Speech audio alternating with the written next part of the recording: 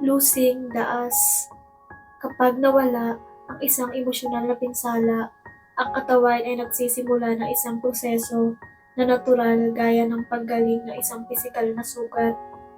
Hayaang mangyari ang proseso, magtiwala na ang tamang panahon ang gagawa ng pagpapagaling.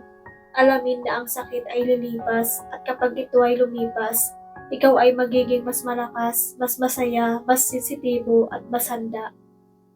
So, ibig sabihin gusto mong makipaghiwalay? Mahinang tanong ko. Umaasang hindi masagot ang tanong ko.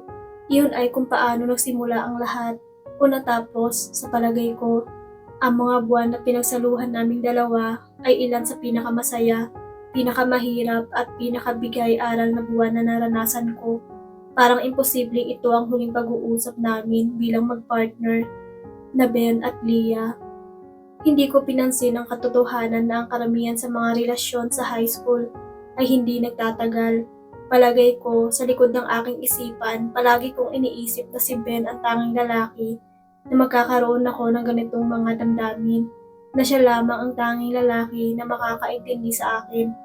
Hindi ko iniisip na huling buwan ng aming relasyon ay isa sa pinakamahirap na oras na naranasan ko. Natigil lang ito sa pagiging masaya. Ito ay tumigil sa pagiging tungkol sa amin at nagsimulang maging tungkol sa lahat ng bagay na nakapaligid sa kanya at sa akin. Kinabukasan sa paaralan, sinubukan kong magmukhang maayos para makita niya kung ano ang kanyang sinayang. Sinubukan ko pa siyang kausapin na parang hindi ko may kirot ang puso ko, na para mas okay ako ngayon at masaya pa. Ngunit sa loob-loob ay nakatingin ako sa kanya at nakikita lamang ang lahat ng pag-ibig at oras na ibinigay ko at lahat ng sakit na natanggap ko. Naglalakad ako sa paligid ng paaralan na nakatulala at umiiyak hanggang sa aking pagtulog sa bawat gabi. Siya lang ang laging iniisip, na panaginipan at siyang bukang bibig. Nababaliw na ang aking mga kaibigan sa mamagitan ng patuloy na pagsusuri ng sitwasyon. Paano ito natapos? Natagpuan ko ang kalahati ng aking pagkatao kapag kasama siya. Parang may kung anong nawala sa akin, parang hindi na ako buo. Noong isang gabi, hindi ko na kinaya. Bumigay ako at tinawagan siya. Hindi ako umabot ng ilang minuto bago ako bumigay at umiyak. Sabi ko sa kanya, nakalimutan ko na kung paano maging mag-isa at nakailangan ko siya. Hindi ko alam kung paano magiging Leah kung wala si Ben. Napakaraming pinagdaanan namin magkasama, kaya hindi ko maisip na malalampasan ko ito ng mag-isa. Sinabi niya sa akin na lagi niya akong aalagaan, ngunit naging imposibleng mahalin ako. Ilang linggo ko siyang hindi nakikita may kasamang ibang babae, nang hindi ko iniisip na nagdi-date sila. Nilapit ko ang sarili ko sa iba't ibang lalaki, hindi ko alam kung saang punto nagsimulang magbago ang mga bagay. Nagsimula akong gumugol ng oras kasama ang aking mga kaibigan. Sumali ako sa mga club at gumawa ng mga plano pagkatapos ng klase. Ginawa ko ang lahat para manatiling abala. Dahan-dahan ako nagsimulang magsaya ng mag-isa nang wala si Ben.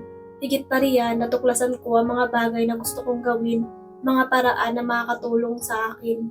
Pinakinggan ko ng pagkikiramay ang iba ng nasasaktan. Nagsimula akong ngumiti at sa wakas, tumawa muli. Lumipas ang buong araw nang hindi naiisip si Ben. Nakikita ko siya sa school at kumakaway, pero hindi pa ako handa na makipagkaibigan sa kanya. Nagpapagaling pa ako, pero alam kong hindi ko tinakpan ng band-aid ang isang malaking sugat at kinalimutan ng tungkol dito. Hinayaan ko maghilom ng kusa ang sugat at makaramdam ako ng sapat na sakit para malaman ko na minahal ko siyang tunay. Sa rebound stage ko, naghabol ako sa mga lalaki. Nang gumaling ako, sila na ang naghabol sa akin. Ang kahanga-hangang bagay na nangyari ay ang natuto ako kung paano maging isang buong tao, hindi kalahati ng iba.